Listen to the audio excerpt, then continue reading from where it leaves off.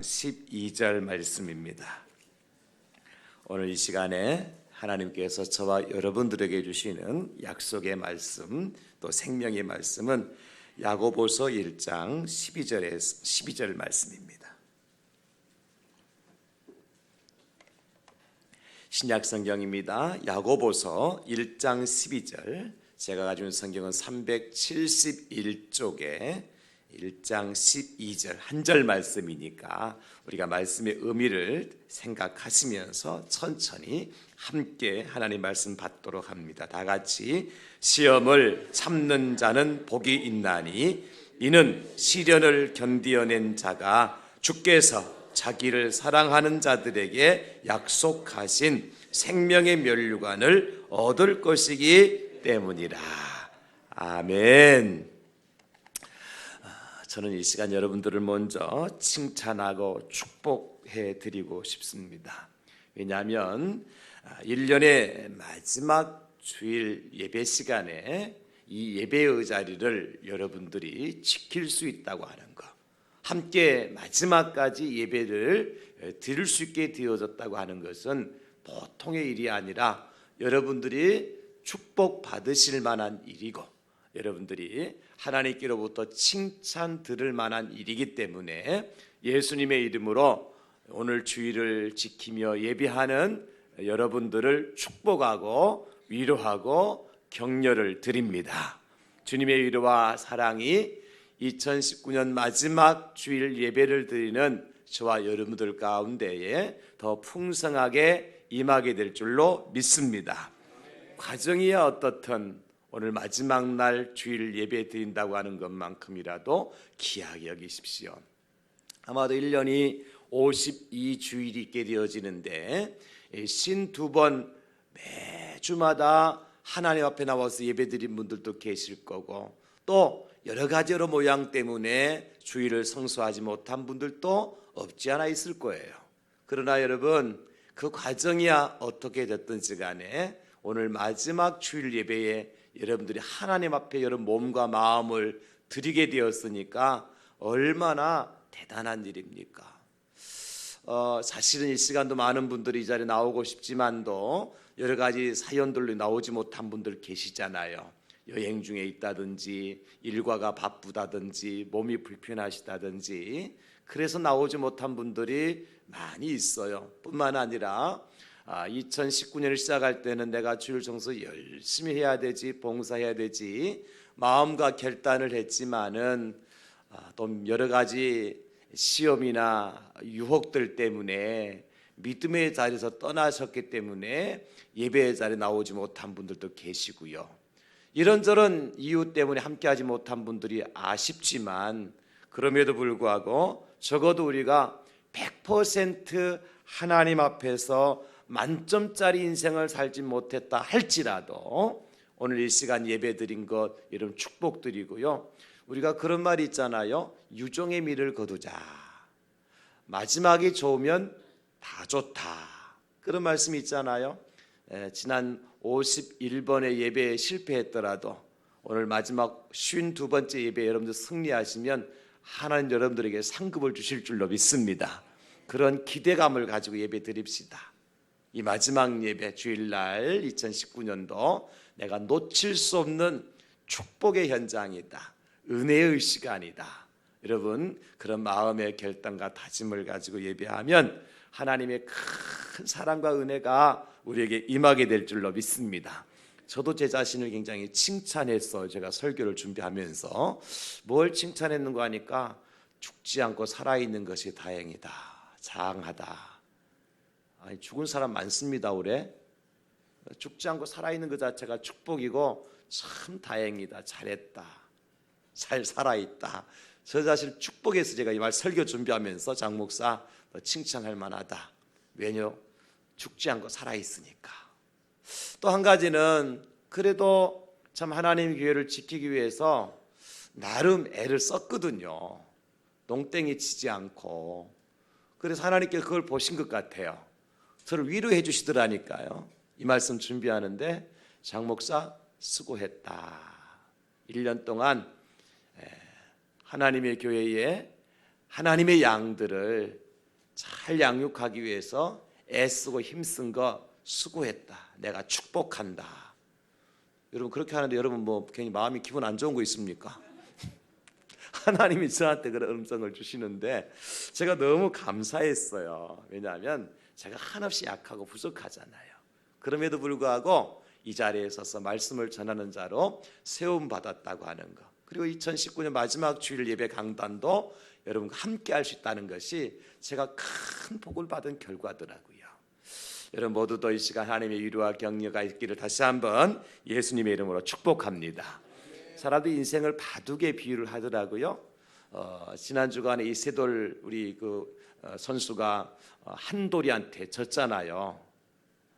이름을 좀 잘 줬어요. 영돌이 졌으면 이겼을 건데 이 세돌 한돌한테 지더라고.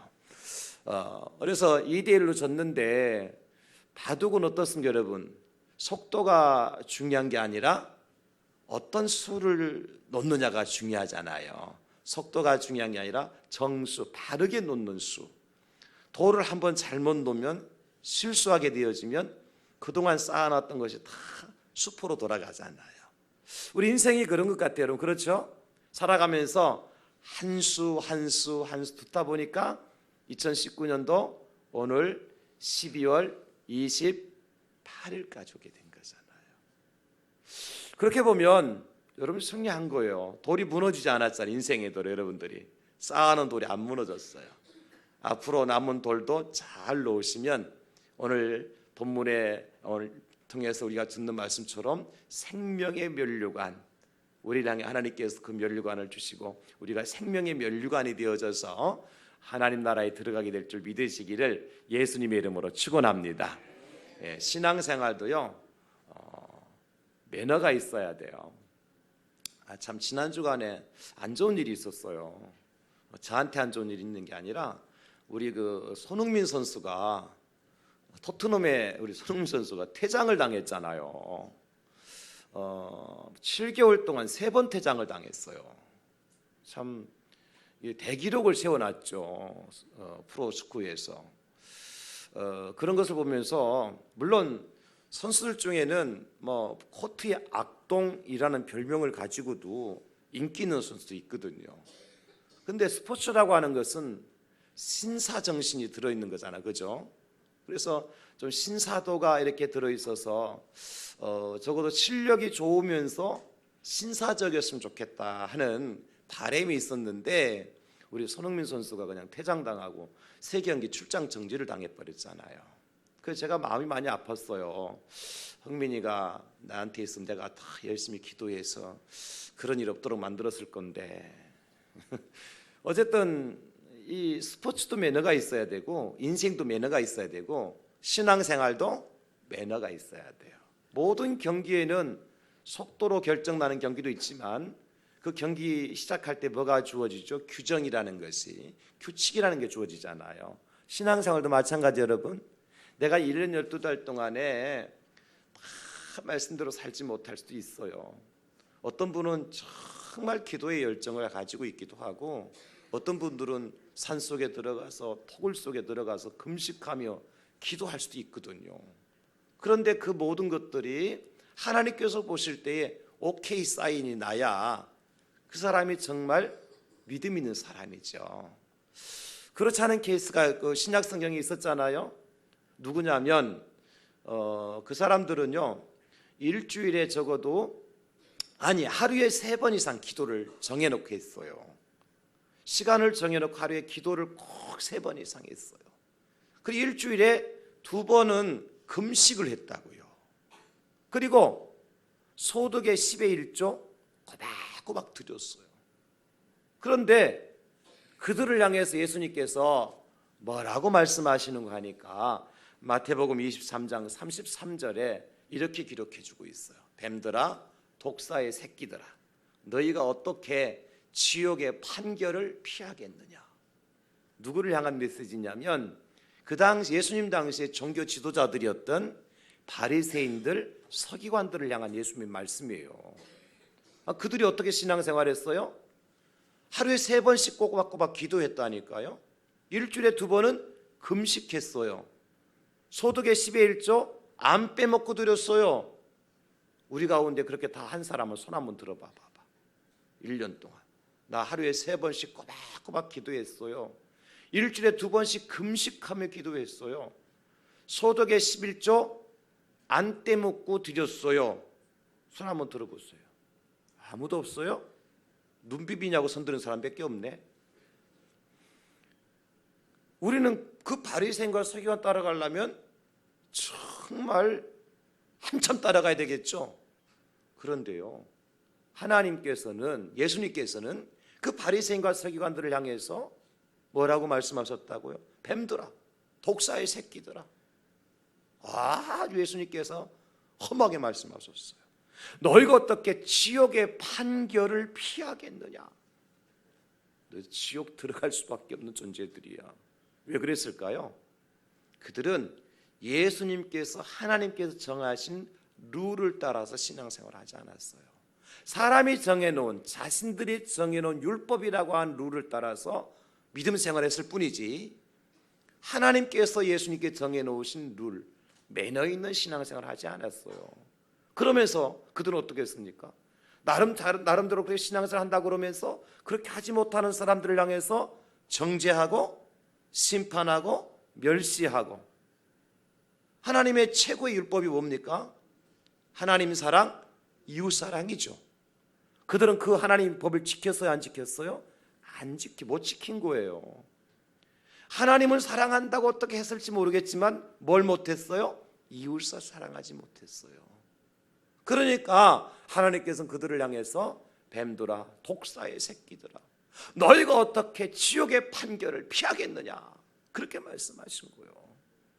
여러분, 신앙생활을 어떻게 해야 돼요? 그러니까 매너 있게 해야 된다니까요.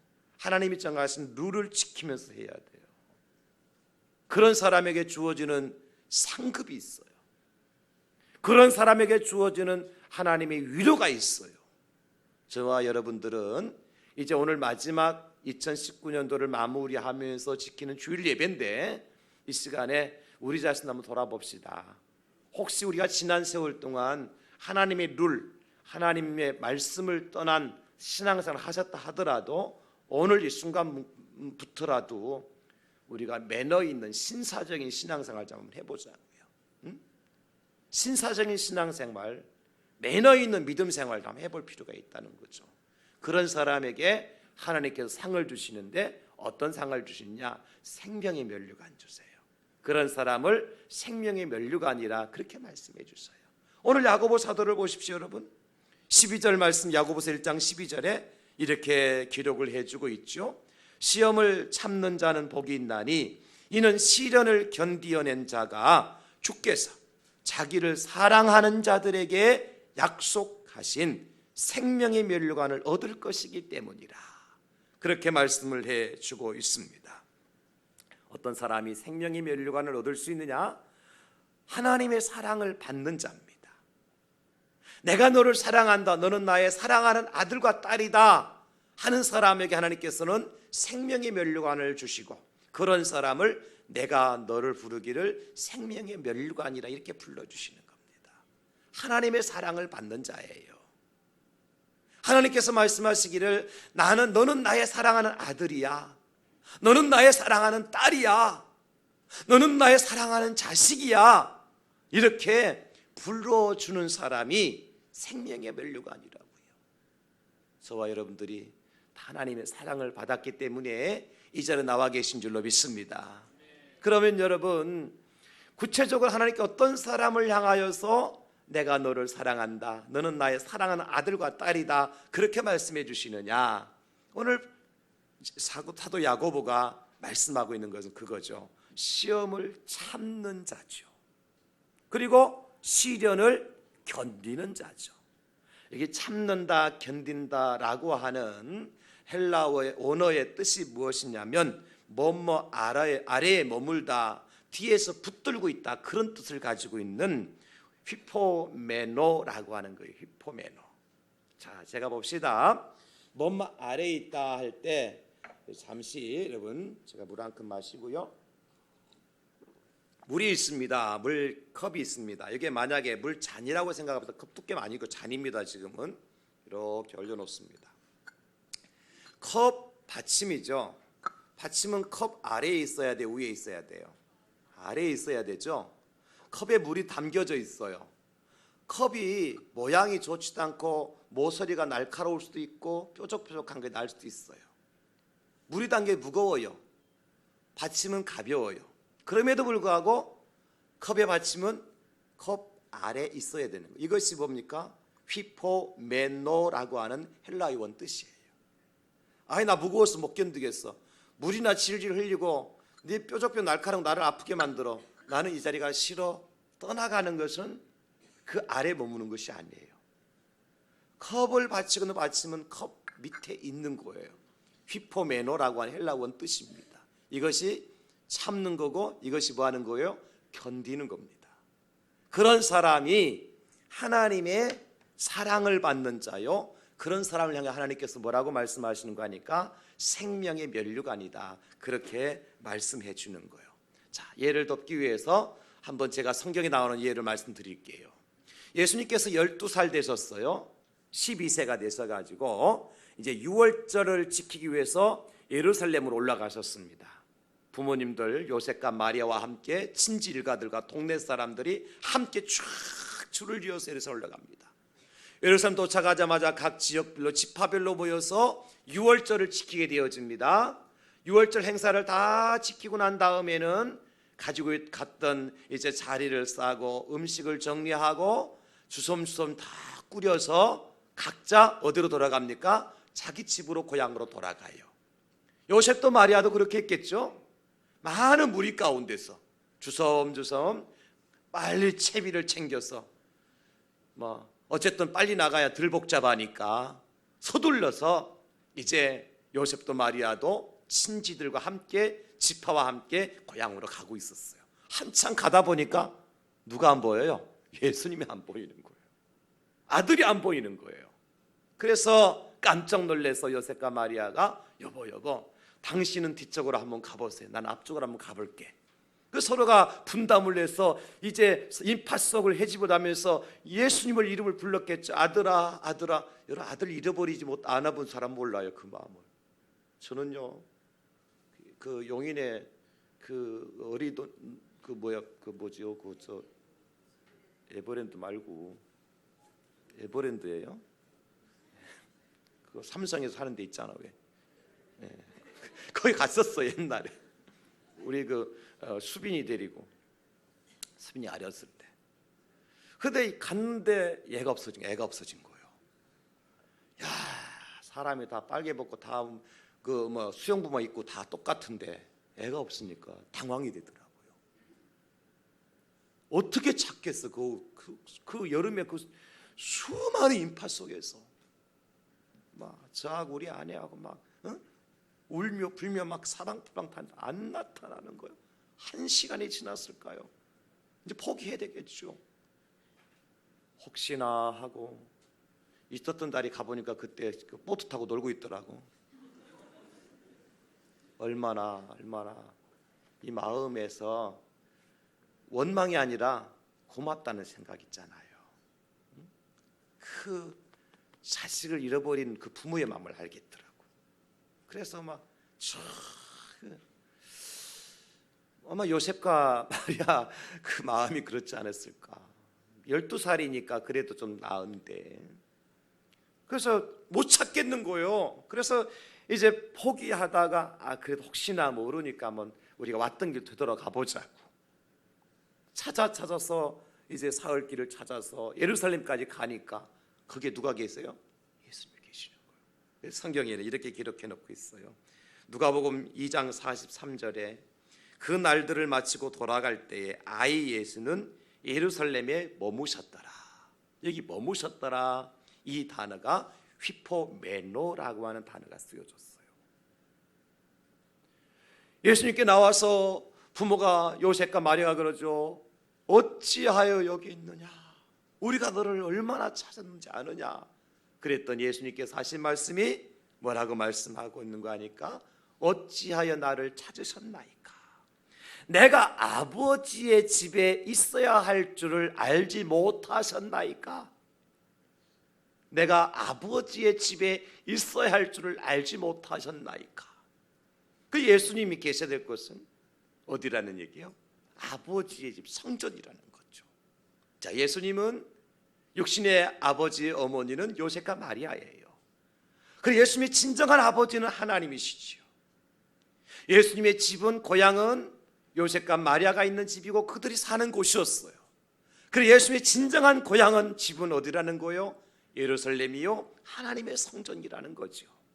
그래서 예수님이 계셔야 될 곳은 성전이고 예수님의 아버지는 하나님이시라는 사실을 왜 모르셨습니까? 라고 예수님께서 부모님, 육신의 부모에게 말씀하고 있는 거예요. 여기서 우리는 무엇인가를 깨달을 수 있죠. 우리가 진정으로 머물러야 될 것이 어디 있느냐?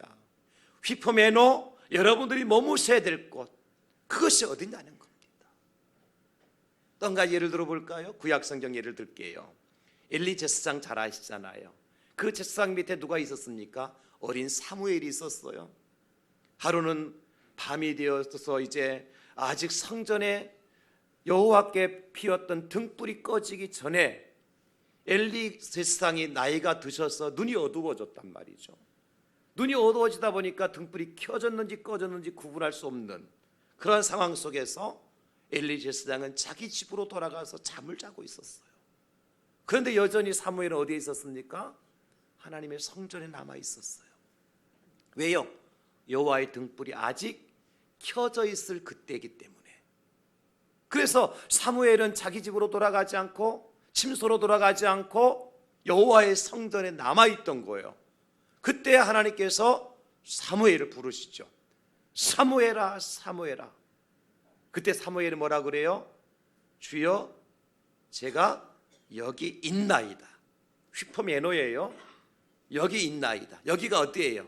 하나님의 성전, 여호와의 등불이 켜져 있는 곳. 그가 침실로 돌아가지 않고 침소로 돌아가지 않고 여호와의 등불이 켜져 있는 곳이 사무엘이 있어야 될 휘포메노였다는 것이죠. 이것이 바로 생명의 면류관을 받을 자요, 하나님의 사랑을 받을 자다. 그런 의미에서 여러분 어떻습니까? 오늘 여러분들이 이 시간에 다른 곳에 갈 스케줄이 없어 나오신 분들 거의 없을 거예요. 텔레비전이 나의 목자시니 내가 부족함이 없으리로다. 얼마든지 TV를 목자 삼아 앉아 있을 수도 있고, 그렇죠?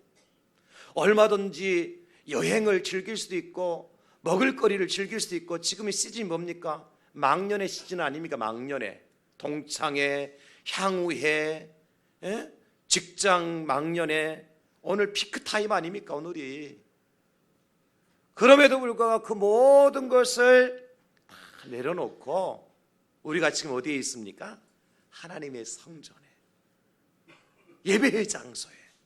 그러므로 여기에 머물러 있다고 하는 건 어떤 장소적인 의미가 아니라 여러분 영적인 의미인데, 꼭 여러분들이 어느 곳에 있든지 예배 드릴 수 있는 그 장소에 있다고 하는 것이 우리가 생명의 면류관을 받을 자격이 있다.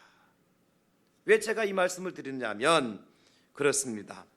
우리 구약 성경의 가장 대표적인 사상이 뭐냐면 남은 자 사상, 남은 자 사상. 남은 자가 가나안 땅에 들어가고 남은 자가 천국 들어가는 거예요. 미가서에 보면 미가서 5장 8절에 이렇게 말씀해 주고 있어요. 야곱의 남은 자는 여러 나라 가운데와 많은 백성 가운데 있으리니 그들은 수풀의 짐승들 중에 사자 같고 양떼 중에 젊은 사자 같았어. 만일 그가 지나간 즉 밟고 찢으리니 능히 구원할 자가 없을 것이라.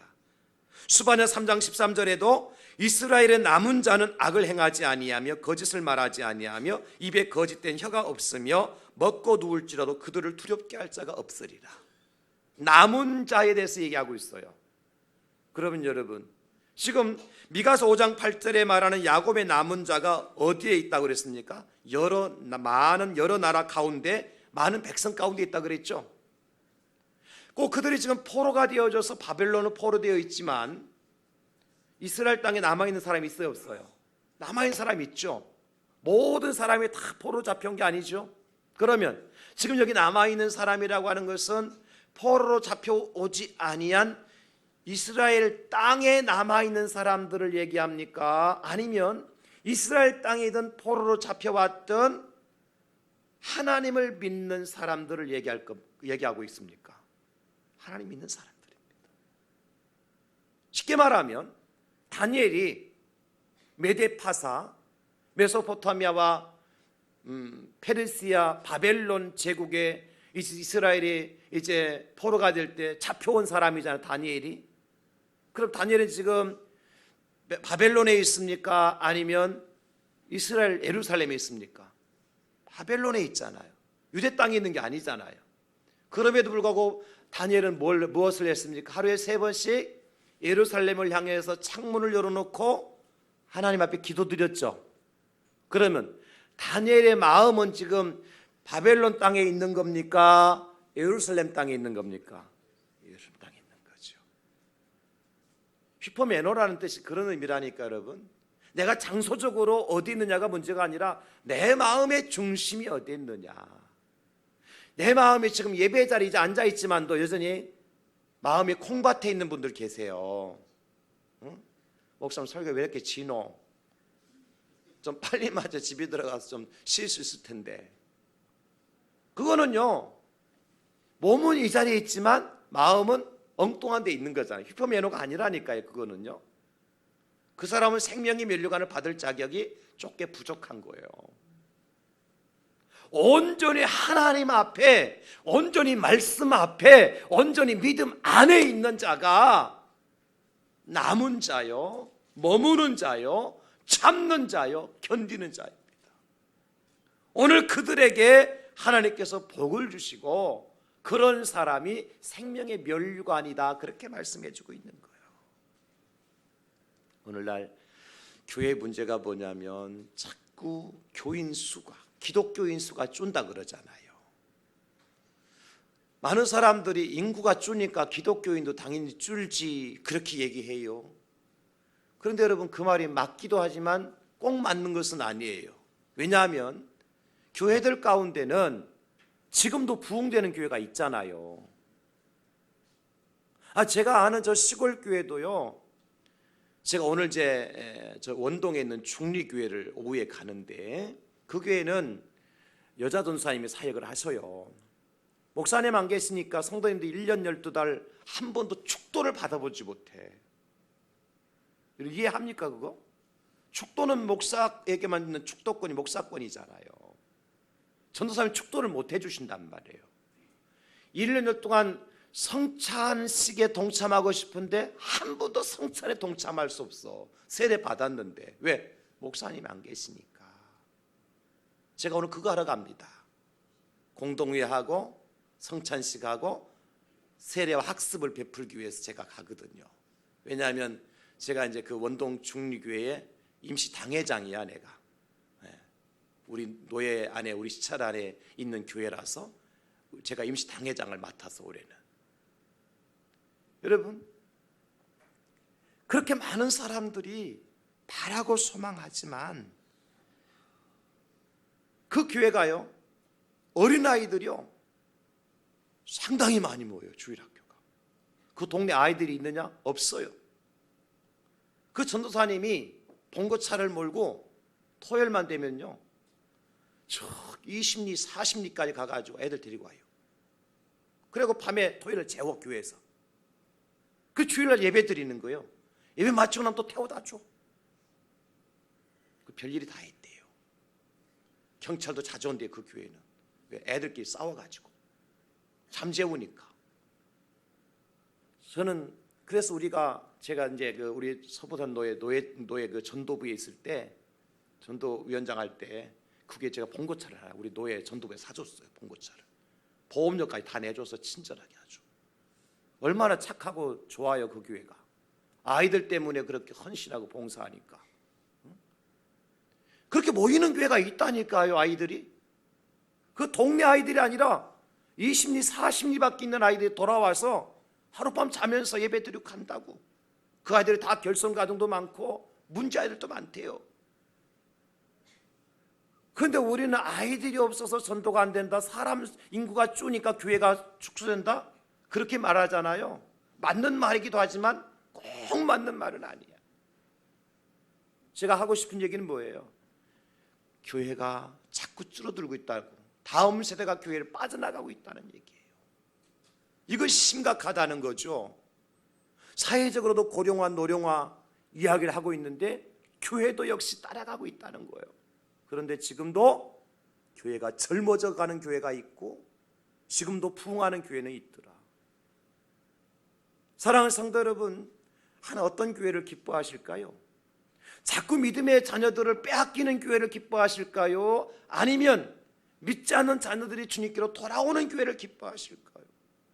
하나님께 총체적으로 어떤 교회에게 생명의 멸류관을 주실까요? 자꾸 믿음의 자리에 떨어져버리고 성도들을 빼앗기고 마귀에게 빼앗기고 세상에 빼앗기는 교회에 하나님께 생명의 멸류관을 주시기를 기뻐하실까요? 아니면 세상에 있는 사람들을 주님께로 돌아오게 하고 믿음의 자리로 돌아오게 하고 예수님 믿게 하는 교회에 생명의 멸류관을 주실까요? 오늘 그것을 말씀해 주고 있는 거예요. 저는 우리 대양제일교회가 적어도 2019년도에 하나님께서 믿는 자의 수를 더해 주시고, 사실 우리 교회에 연세 드신 어르신들 가운데서도 평생 교회라고 하는 모르고 예수라는 단어 예자도 모르고 살던 분들이 우리 교회에서 학습받고 세례받으신 분들이 계시거든요. 저는 이분들이 생명의 멸류관이라고 저는 봐요. 여러분들이 열심히 전도하셨기 때문에, 여러분들 저 믿음의 자리를 여러분들이 지키셨기 때문에 이런 결과가 나오게 된 줄로 믿습니다. 그래서 하나님께서 여러분들 향해서 너희가 생명의 멸류관이다 그렇게 말씀하는 거예요. 그럼 여러분 왜 자꾸 교인 수가 줄어드느냐? 이유는 두 가지예요. 디모데전서 4장 1절에 보면 이렇게 말씀하셔요. 그러나 성령이 밝히 말씀하시기를 후일에 어떤 사람들이 믿음에서 떠나 미혹하는 영과 귀신의 가르침을 따르리라 하셨으니, 미혹하는 영들이 세상에 많아요. 예수 믿지 못하도록 유혹하고 미혹하는 일들이 너무 많아요. 볼거리, 즐길거리, 먹을거리가 세상에 너무 많아요. 옛날에 먹고 싶으면 배고프면 교회 와서 얻어먹었잖아요. 얻어먹었다는 표현이 좀 그렇지만 제가 얻어먹었으니까 배고프면 교회 와서, 볼거리 없으면 교회에서 구경했잖아요. OHP 켜놓고 프리젠테이션 하고, 궤도 넘기는 것도 교회에서 먼저 궤도 넘겨서 했습니다. 글 써가지고 학교에서 먼저 시작한 게 아니에요. 그래서 지금은 모든 것을 세상에 빼앗겨버렸어요. 그게 미혹하는 거죠, 세상이. 두 번째는 디모데 6장 10절에 보니까 돈을 사랑하며 일만하게 뿌리가 되나니 이것을 탐내는 자들은 미혹을 받아 믿음에서 떠나 많은 근심으로 자기를 찔렀도다.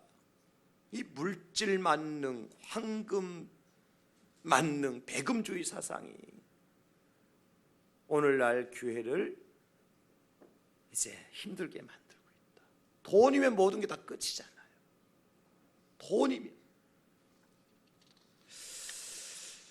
아담과 하와 보면 여러분, 그들이 죄를 짓고 나서 가장 먼저 한 게 뭡니까? 하나님의 낯을 피하여 숨었죠. 하나님의 낯을 피하여 숨었습니다. 그들이 있어야 될 자리에서 떠나간 거예요, 이미. 그렇죠? 그래 그 결과 어떻게 됐죠? 하나님께 아담과 하와를 에덴 동산에서 완전히 쫓아내십니다. 이게 인생의 결론이에요. 우리가 믿음을 지키지 못하면, 예배의 자리를 지키지 못하면 결론은 쫓겨납니다. 밖에서 슬피 울며 이를 갈 때가 옵니다. 근데 여러분들은 2019년 마지막 주일 오전에 이렇게 하나님의 성전 나와서 영과 진리로 예배할 수 있다고 하는 것, 그 여러분들이 생명의 멸류관이라는 거예요. 바울 곁에도 많은 사람들이 있었거든요. 사도 바울 아시잖아요. 사도 바울의 유언서와 같은 디모데후서에 보면 사도 바울이 뭐라고 말씀하고 있는 줄 아세요? 디모데후서 4장 10절로 11절에 보면 이렇게 기록을 해주고 있어요. 데라는 이 세상을 사랑하여 나를 버리고 데살로니가로 갔고, 그레스게는 갈라디아로, 디도는 달마디아로 갔고, 누가만 나와 함께 있느니라. 3대 1이더라고. 여러분 그렇죠? 세 사람은 떠나갔어요. 누가만 남았어요.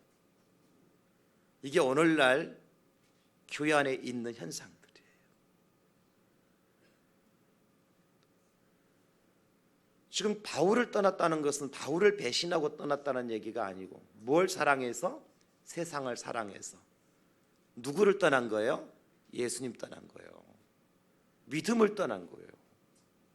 바울이 자기가 사랑하던 사람 자기를 배반하고 떠나서 마음 아파서 이걸 쓴 거 아닙니다, 여러분.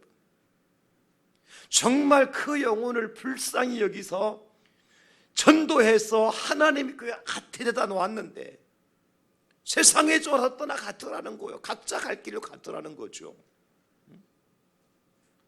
10사람의 문둥병자가 있었는데 예수님께 다 고쳐주셨어요. 한 사람만 돌아왔어요. 이게 오늘 믿음의 현장에 나타난 현상들이죠, 여러분. 사랑하는 성도 여러분, 그래서 바울 사도가 가장 중요하게 생각한 게 뭐냐면 나의 달려갈 길과 믿음을 지켰으니, 이걸 강조해요. 뭘 지켜야 돼요? 믿음 지킨 사람. 누가 생명의 면류관을 받습니까? 믿음 지킨 사람. 예수님을 그리스도로 믿는 믿음 안에 머물러 있는 사람. 그래서 결국 믿음의 표현으로 하나님 앞에 나와서 예배할 줄 아는 사람, 그 사람을 향하여서 생명의 면류관이다. 저는 확신하기는 이 자리에 함께 하신 여러분 모두가 예수님을 구주로 믿고 있는 줄로 믿습니다. 그래서 우리가 주 앞에 나와서 예배하는 줄로 믿습니다. 그래서 우리가 생명의 면류관인 거예요. 자리에 머물러 있는 자. 어떤 자리요? 믿음의 자리, 예수님의 자리, 예배의 자리. 주님 오실 때까지 그 자리를 빼앗기지 않는 여러분 될 수 있기를 주님의 이름으로 축원합니다. 두 번째, 어떤 사람이 생명의 면류관이냐? 어떤 상황에도 견뎌내는 사람이에요. 견뎌내는 사람. 오늘 야고보 사도가 말씀하고 있잖아요. 시험을 참는 자는 복이 있고 이런 시련을 견뎌낸 자가 주께서 자기를 사랑하는 자들이 약속하신 생명의 면류관을 얻을 것이기 때문이라. 어떤 상황에서 참는 자, 견뎌낸 자. 우리가 어떻게 견뎌낼 수 있어요? 뭐만 있으면 되죠? 소망만 있으면 돼요. 소망이 있으면 견딥니다. 과정이 너무 힘들고 어려워도 소망이 있는 자는 절대로 포기하지 않습니다. 여러분, 살아가는 거 쉽지만은 않잖아요. 1년 365일을 한번 뒤돌아보자고. 여러분, 힘들었죠? 봄이면 봄이라서 힘들고, 여름이면 여름이라서 힘들고, 가을이라면 가을이라서 힘들고, 겨울은 겨울이라서 힘들잖아요. 여름 되면 우리가 아이고 빨리 가을 왔으면 좋겠다, 시원한 가을이 왔으면 좋겠다. 가을 되니까 힘든 거 있어요? 없어요? 또 있잖아요. 저도 힘든 일이 많이 있었어요. 그래서 사실은 저도 인간인지라 목회를 하다 보면 힘든 일이 생기면 무슨 생각이 드냐면, 야, 이거 그만두고 쉬어가 농사 좀 지어볼까. 그거는 제가 굉장히 좋은 마음을 품은 거예요. 또 어떤 마음이 드냐면, 차라리 죽었으면 좋겠다. 실망하지 마십시오. 뭐 장 목사는 그런 마음 안 들 줄 압니까? 어떤 분은 저는 막 그런 거 없이 그냥 굉장히 저도 그런 마음 들을 때가 있다니까요. 죽으면 천국 가는 데까지 뭐 하나님 나 데려가 있어 막 그렇게 투정 부릴 때도 없잖아요. 있었다는 거예요. 그런데 제가 처음 얘기했잖아요. 살아있어 참 잘했다. 산 게 잘한 거더라고. 응? 근데 제가 그렇게 살아있을 이유가 뭘까, 여러분? 소망이 있었던 거예요. 하나님께 우리 대항제일교회를 세우시고 우리 대항제일교회 담임 목사로 하나님께 저를 기름 부어 이곳에 세우셨을 때는 분명 하나님의 뜻이겠을 거다.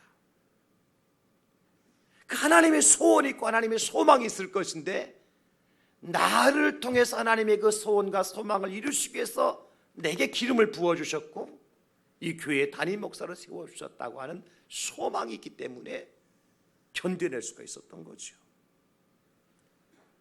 그 하나님 저를 칭찬해 주시는 거죠. 잘 참았다, 잘 견뎠다, 죽지 않고 살아서 다행이다.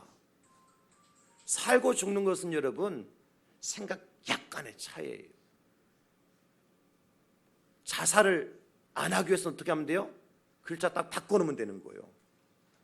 자살 바꿔놓으면서 어떻게 돼요? 살자가 되는 거예요. 별것 아니에요, 여러분. 어쨌든 우리가 이 땅에 살아가는 것에 많은 어려움이 있어요. 그런데 그 어려움을 이길 수 있는 길은 뭐냐? 소망이 있으면 되는 거예요. 로마서 5장 4절에 인내는 연단은 소망을 이루는 줄 알미로다 말씀해 주셨어요. 로마서 8장 24, 25절에 말씀하시기를 우리가 소망으로 구원을 얻었음에 보이는 소망이 아니니 보는 것을 누가 바라리요. 만일 우리가 보지 못하는 것을 바라면 참음으로 기다릴지니라. 사실 우리의 소망이 이 땅의 것만은 아니잖아요. 우리의 소망이 어디 있어요? 하늘에 있죠. 내가 이 땅에서는 고난을 당하지만 아프고 힘들고 괴롭고 슬프고 눈물 나고 죽고 싶고 그런 것이 내 인생이지만 아마 장목수만 그런 삶을 산 것이 아닐 거예요. 제가 분명히 단언하기는 여러분 모두가 다 그랬을 거예요. 지위 고하를 떠나서 빈부귀천을 떠나서 남녀노소를 떠나서 우리가 다 그런 아프고 힘든 세월을 지냈잖아요. 우리가 소망이 있기 때문에 참은 거예요. 이 말씀을 준비하면서 우리나라 민족을 생각해서 참 잘 견디고 잘 참아낸 민족이다. 우리의 소원은 통일, 꿈에도 소원은 통일. 그 노래 부르면서 24개월 36개월 군대 생활 참아낸 거 아닙니까? 여러분, 초가집도 없애고 마을길도 넓히고 푸른 동산 만들어 알뜰살뜰 다듬어 보자고, 살기 좋은 내 마을 우리 힘으로 만들어 보자고.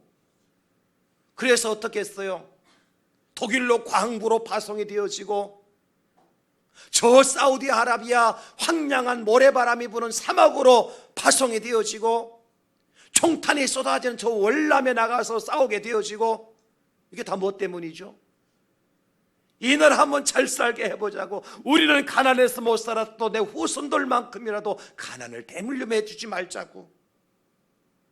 그런 소망과 소원이 있었기 때문에 광부로 사막의 현장의 일꾼으로 전쟁터에 이제 군인으로 나갈 수가 있었던 거 아닙니까?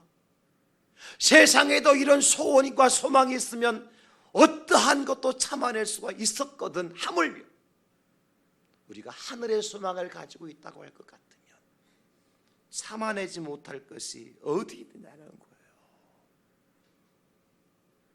저 하늘에는 눈물도 없습니다. 저 하늘에는 슬픔도 없습니다. 저 하늘에는 이별도 없습니다. 저 하늘에는 아픔도 없습니다. 저 하늘에는 여러분 죽음도 없습니다. 그래서 내가 잠시잠깐 이 땅에서 당하는 고난을 참고 견딜 수 있는 거예요. 그런 믿음을 가진 사람이 하나님의 사랑을 받는 거고, 그 사랑받는 사람에게 하나님께서 생명의 멸관을 약속해 주고 있는 거예요. 우리가 그 어떤 상황 속에 빼앗길 수 없는 소망이 있다면, 그 무엇과도 바꿀 수 없는 소망이 있다면, 누가 뭐라 해도 변할 수 없는 소망이 있다면 요셉처럼 말이에요. 형들에게 팔려가도 애굽에 종살이를 해도 보디발의 집에서 누명을 쓰고 감옥에 갇혀도 이스라엘을 향한 하나님의 소망이 내게 주셨다는 믿음을 가졌던 요셉은 인생을 포기하지 않습니다. 낙심하거나 절망하지 않았습니다. 그리고 끝내 애굽의 총리가 되어졌고 이스라엘 백성들을 구원하도록 하나님께서 요셉을 통해서 역사하시잖아요. 요셉에게 하나님께서 소망을 주셨고 꿈을 주셨습니다. 사랑하는 성도 여러분, 꿈이 있는 사람은 망하지 않습니다. 꿈이 있는 민족은 망하지 않습니다. 그래서 우리에게는 소망으로 견딜 수 있고 이길 수 있는 거예요. 지금 시국이 힘들다고 여러분, 경제가 어렵다고요?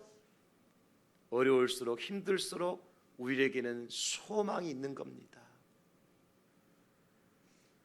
우리에게는 소망이 있는 거잖아요. 더 이상 내려갈 곳이 없잖아요. 더 이상 무너질 곳도 없잖아요. 이제 뭐만 남아있어요? 일어설 일만 남아있고 건설할 일만 남아있고 새 일을 행하신 여호와, 그 일을 이루시는 하나님의 은혜만 남아있는 것 아니겠습니까? 그 희망과 소망을 가지고 우리는 2020년도를 맞이할 수가 있게 됐잖아요.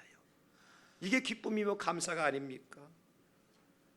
천국에 대한 소망, 그 소망이 있는 자가 하나님의 사랑을 받는 자요, 견뎌낼 수 있고 참아내는 자입니다. 이 몸의 소망 무언가? 우리 주 예수뿐일세. 우리 주 예수밖에는 믿으리 아주 없도다. 주 나의 반석이시니 그 위에 내가 서리라. 그 위에 내가 서리라. 1절만 한번 우리 같이 부르실까요? 이 몸의 소망 무언가? 우리 주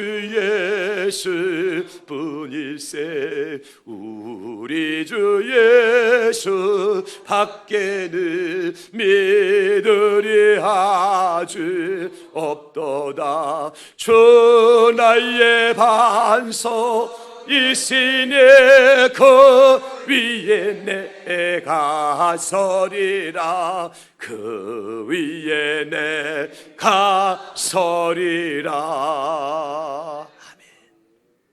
우리가 생명의 면류가 아닌 까닭이 무엇입니까? 있어야 될 그 자리에 있기 때문이에요. 우리가 생명의 면류가 아닌 이유가 무엇입니까? 소망을 가지고 견디고 참아왔기 때문에 하나님 우리에게 생명의 면류관을 주시고 우리를 생명의 면류관으로 받아주실 줄로 믿습니다. 생명 다하는 그날까지, 주님 이 땅에 다시 오실 그때까지 우리 믿음의 자리를 잘 지키시기 바랍니다. 예수 안에 머물 수 있기를 주의 이름으로 축복합니다. 그리고 어떤 상황 속에 참고 견디되 하늘의 소망을 가지고 참고 견디시면 그날에 우리에게 생명의 면류관, 우리가 생명의 면류관이 되어져서 주님과 함께 영생 복락을 누리게 될 줄 믿으시고 승리할 수 있기를 예수님의 이름으로 축원합니다. 감사합니다. 주님, 우리가 생명의 면류